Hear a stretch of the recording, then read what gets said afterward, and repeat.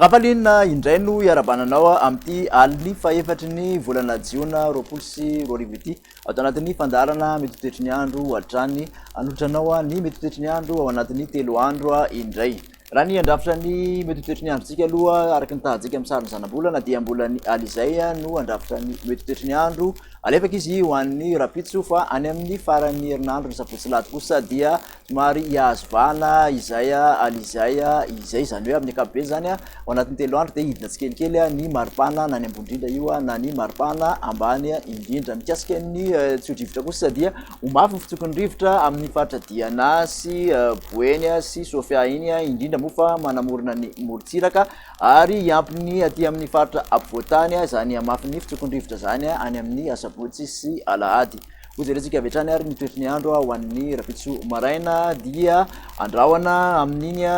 faritra Sava na Lanjorofo Atsinanana ka raha ty amin'ny vadivavy fitovinany izay mety arahanorana malefaka ihany amin'ny morontsiraka. Ahitana andianjavana kosa ny voamaraina ny faritra Melaky Menabe ka raha ty amin'ny Atsimandrefana ary nilany andrefan'ny faritra ampovoantany omaina any amin'ny faritra Sisa. Midolakandro an'izay rapitso izay ihany ary dia any amin'ny vakina karatra iny aloha no isy tandrivon-drahona sy amin'ny faritra Sava ary ny faritra Atsimatsinanana somary andrahona hatrany ny faritra Atsinanana akoatran'izay ary omaina tanteraka any amin'ny faritra Sisa. Mikasika ny vinana maripana ho an'izay rapitso izay ihany dia manodidina ny 1.20 ka hatramin'ny 2.20 aty amin'ny faritra ampovoantany ny ambany indrindra raha toka 20 ka hatramin'ny 13 kosa ny ambony indrindra. Ny any amorontsiraka manerana ny nosy moa dia manodidina ny 9.20 ka hatramin'ny 12 izay ambany indrindra izay ary mihoatra ny 5.20 avokoa ny ambony indrindra 4.30 indray no ambony indrindra ho an'ny rapitso any Antsohino atazanana izay.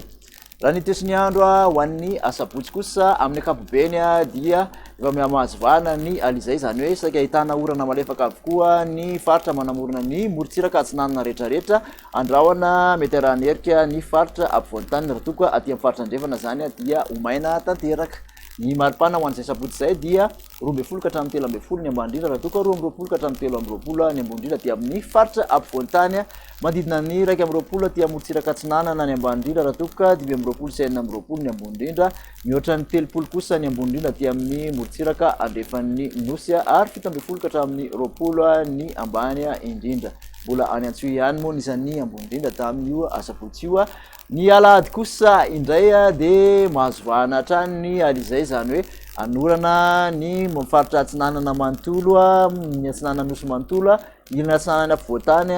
manontolo kosa dia anerika izay andro izay dia aty amin'ny andrefana dia mbola omaina hatrany.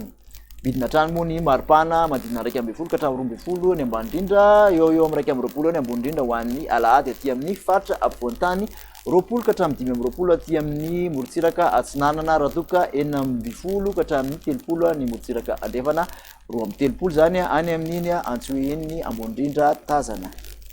Dia izay indray no masaka azo natotranao tamin'ity anio ty mankasitraka anao nanaraka izany hatramin'ny farany manasanao manaraka indray veloma.